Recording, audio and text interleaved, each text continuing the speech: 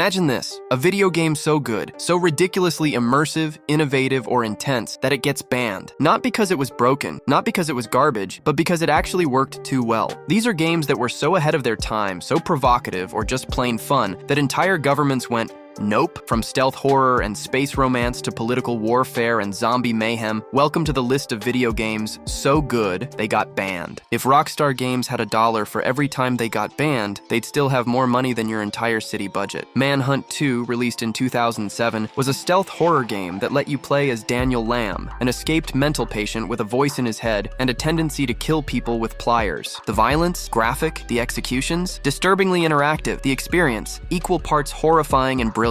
The UK banned it, Germany banned it. Even the US initially slapped it with the dreaded AO, adults only rating, which meant bye-bye to any console release. Rockstar had to tone it down just to get it in stores. The result? Even more hype. Gamers were desperate to see what was too extreme for shelves, and in the end, Manhunt 2 earned cult status, not despite the ban, but because of it. And if that wasn't enough, Rockstar was back at it again with another classic, San Andreas, one of the greatest open-world games of all time, until someone spilled hot coffee on it. Buried deep in the game's code was a minigame called Hot Coffee, where the protagonist could spend some quality time with his girlfriend. Modders found it, the internet exploded, politicians panicked, Australia banned it, the US re-rated it AO, Rockstar had to recall it. The controversy? Insane. The actual content? Less graphic than a PG-13 movie. Still, it became one of the most scandalous moments in gaming history, and helped San Andreas sell even more copies. Lesson learned. Nothing sells like forbidden romance and coffee. Speaking of forbidden, enter Postal 2. You play as the Postal Dude. Your job? Pick up milk, return a book, and optionally set your neighborhood on fire using gasoline and a match. Postal 2 is equal parts offensive, ridiculous, and wildly entertaining. It lets you attack people with shovels, pee on enemies, and cause absolute chaos. Naturally, governments lost it. New Zealand, Germany, Australia, Sweden banned. Steam didn't even list it for years. But players? They couldn't get enough. It's crude, it's chaotic, and it's a free speech playground in video game form. And not all banned games were just about madness. Some made their impact with shocking realism. Remember no Russian, just 5 chilling words, and suddenly Call of Duty Modern Warfare 2 went from blockbuster shooter to global controversy. In No Russian, you infiltrate a terrorist group and can choose to shoot up an airport full of civilians. Russia banned it. Germany censored it. Even in the US, it sparked congressional outrage. But here's the thing, it was optional. You could skip the mission entirely.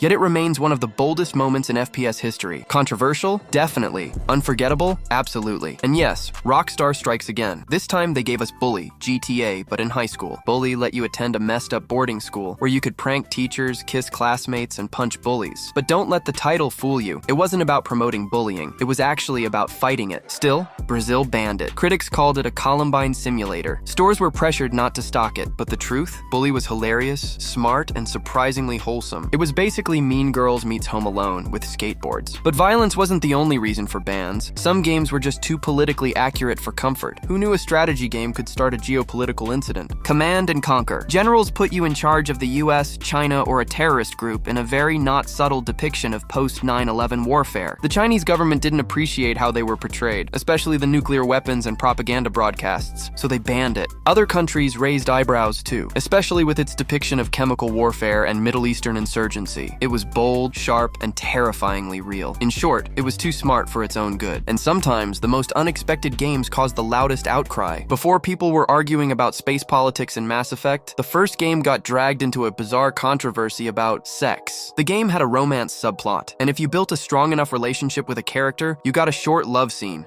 Nothing explicit, just some tasteful alien cuddling. Fox News declared it a sex simulator. Conservative authors condemned it without playing it. Singapore briefly banned it, and yet the outrage only made it more popular. Turns out the most dangerous thing in a sci-fi RPG, a consensual adult relationship. Meanwhile, Valve decided to redefine zombie survival horror and got bit by the ban hammer. Left 4 Dead 2 was zombie slaying perfection. Chainsaws, fire axes, exploding heads. But in Australia, not so fast. The game was initially banned for realistic depictions of decapitation and limb dismemberment. Valve had to release a neutered version. No gore, no bodies, no fun. Fans weren't happy. Many imported the full version or found workarounds. Eventually, Australia introduced an R18 plus rating, and the original game was allowed back. But for years, Australians were killing zombies with invisible blood, because that's definitely more appropriate. And just when you thought we'd hit peak weird, along came Omega Labyrinth Z, a game where character power literally increases with their bust size. If anime games had a too much button, Omega Labyrinth Z smashed it repeatedly. The dungeon crawler tied character growth to literal bust size. Yeah, that was a mechanic. It got banned in the UK, blocked by Sony. Australia banned it without blinking. Even Japan went, okay, maybe dial it back. It was the kind of game that made you feel like you had to explain yourself to anyone who walked into the room. And yet its unapologetic weirdness gave it a cult following. Finally, we come to something more psychological than controversial, but still banned. Bloober Team's The Medium was more about emotional trauma than jump scares, but its dual-world mechanics and ghostly visuals landed it in trouble. Indonesia banned it outright for occult content. Why? Because the game portrays spirit worlds, possession, and supernatural rituals. Even though it was more psychological than demonic, religious censors weren't impressed. No blood, no gore, just existential dread. Moral of the story? Sometimes even quiet horror is too loud. So what have we learned? Make a violent game? Banned. Make a sexy game? Banned. Make a smart game? Somehow also banned. If it pushes boundaries, offends the right people, or makes politicians uncomfortable, congratulations. You've probably made something great. Hey, if you enjoy content that probably wouldn't get past a government censorship board, go ahead and hit that subscribe button. You clearly have taste. Smash that like button before it gets banned too, and comment below with your favorite forbidden game, or just yell at me for forgetting yours. Until next time, stay dangerous, stay pixelated, and maybe don't tell your local officials what you're playing.